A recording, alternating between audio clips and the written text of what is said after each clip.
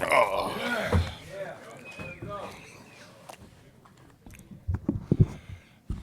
First, Ben, do you have any words? I mean, this is a big moment for you. Ask your goddamn questions, will you? No, I'm 25 years in the making. Like I said, this is something.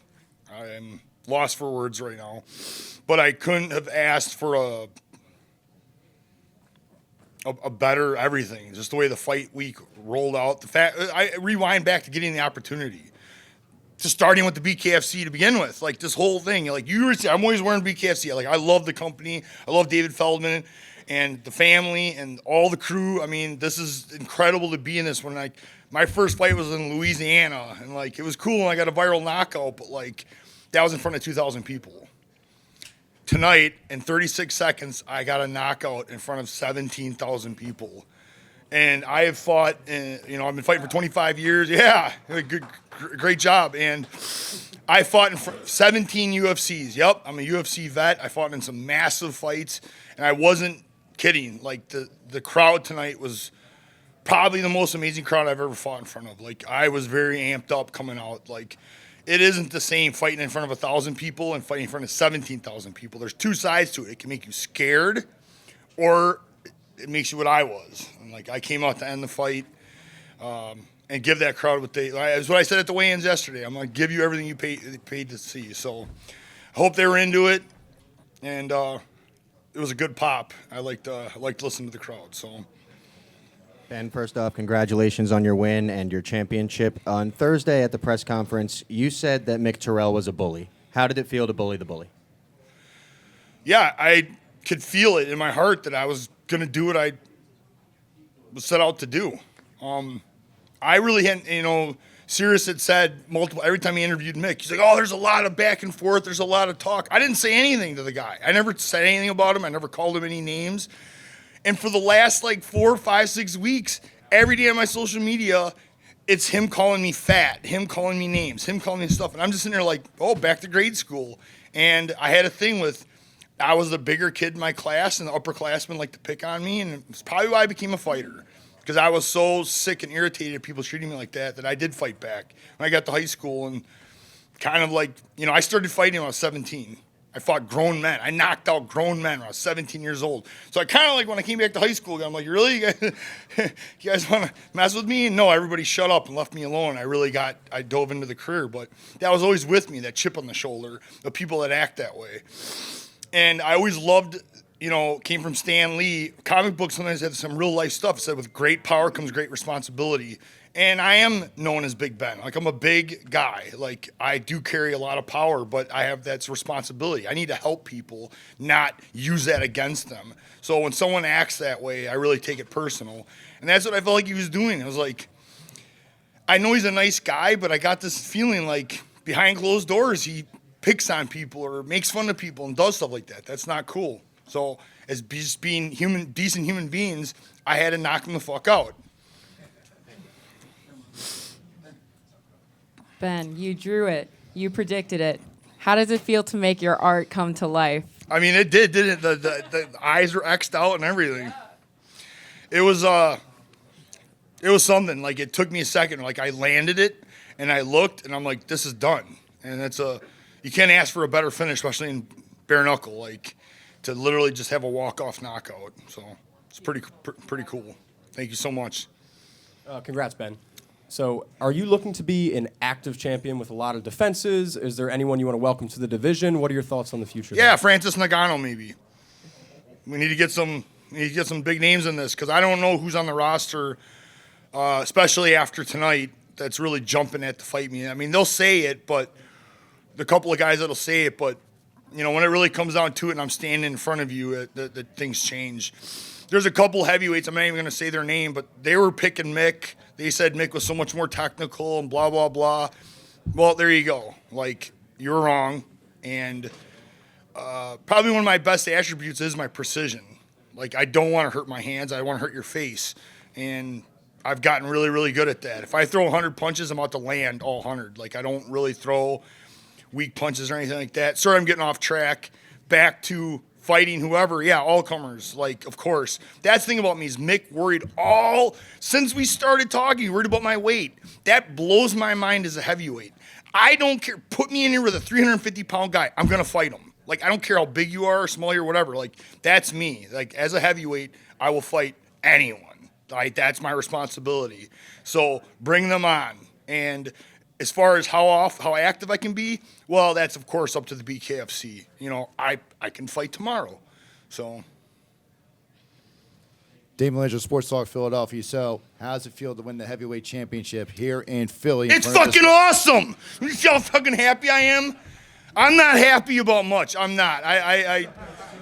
You know, people say I'm stoic or whatever, and like, I'm in Wisconsin, and it's 20 degrees colder than it is here. Like, it's a hard place, and I live in Kenosha, which is even worse. Like, there's just nothing there, and it's a hard place, and it's a blue-collar town. You know, people are just bust their ass. They work, and there's not much to do, and, you know, it's not much to be happy about, but I'm fucking happy right now.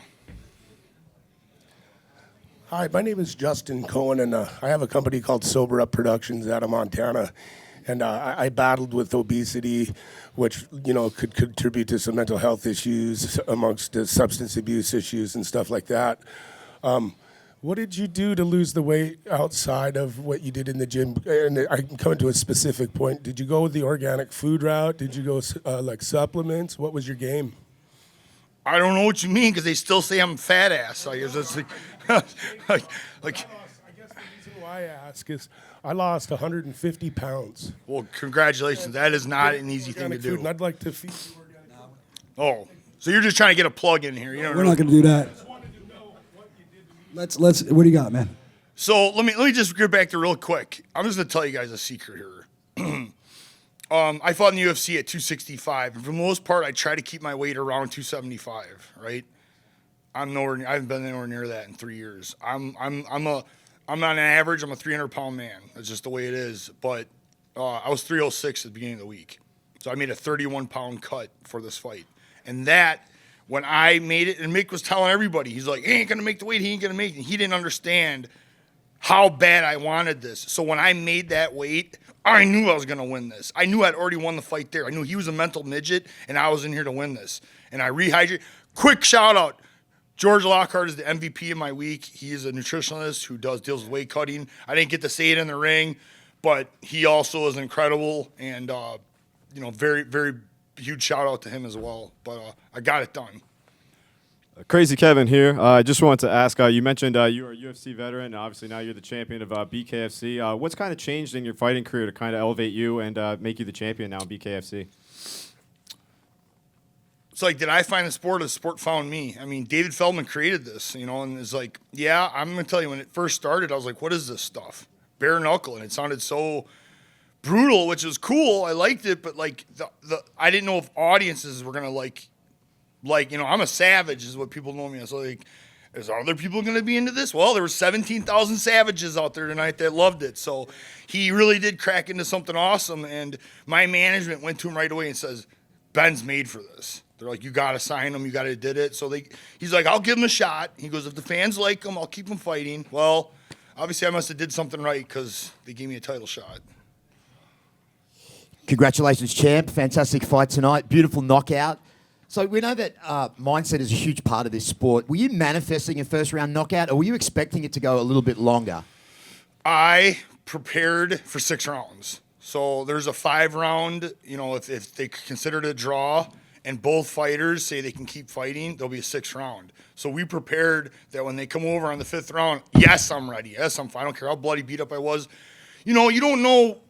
You want it to go this way, but you just don't know. You know, maybe the guy don't go down. Maybe he gets some shots through. I get bloodied up. I slow down.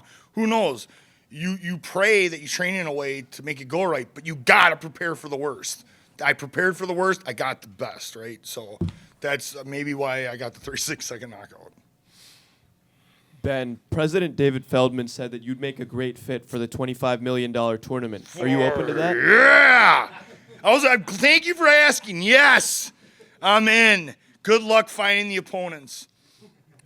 But I'm in, because if this is bare knuckle, I'm going to win it. You're going to change my life. because I will win it. I don't care who you put in there. Get the biggest, best names. Bareknuckle is different than anything I've done in my life. I've done kickboxing, boxing, MMA. I've done it all. This is not like anything. You just don't do this. You just don't learn it. So let's put me in it because I'm the best. I am the fucking best at this. So Ben, in your mixed martial arts career, it was like you got to a certain point, and then like you just kind of peaked. Was there a mental component that you had to get yourself through in order to get to this moment? I kind of lost you there a second. You said in my MMA career. In your MMA career, you were never the world champion. You Right, were yeah, always that was a very, fucking huge, very, very huge close. kick in my nuts because everyone around me believed I was going to get the UFC belt. I was ranked, I was one of the top contenders for a period of time. I was on a 4-fight win streak. I took a really stupid fight. I went overseas. I dropped a 5-round decision to Junior, and then my life pretty much went to shit after that. I had a series of horrible things that took place, and that put me in, you want to talk about depression and everything bad? Yeah, I had to fight out of a hole. Like, the only reason I got here is because I do have some mental fortitude, and I'm glad I got to showcase it because all those things, all the bad things in my life made me who I am, though, and I wouldn't change anything. I wouldn't change anything because it made me who I am. I went through bad, and now I'm living on the top, the highest of highs to get to this moment. So, All right, we got one more back here for new heavyweight champion Ben Rothwell. Back here, Ben. Hey, Ben, actively online, there's somebody that's interested in fighting you. You have fought him in the past in your MMA career. Mark Hunt wants to fight you for that title in Italy in September. He's very specific. yeah, let's do it. I'm going to say no. Say, let's fucking go, motherfucker. Knuckle up. That's how a bare knuckle heavyweight champion should be. Ladies and gentlemen, give it up for your new heavyweight champion of the world, Big Ben Rothwell. And knockout of the night.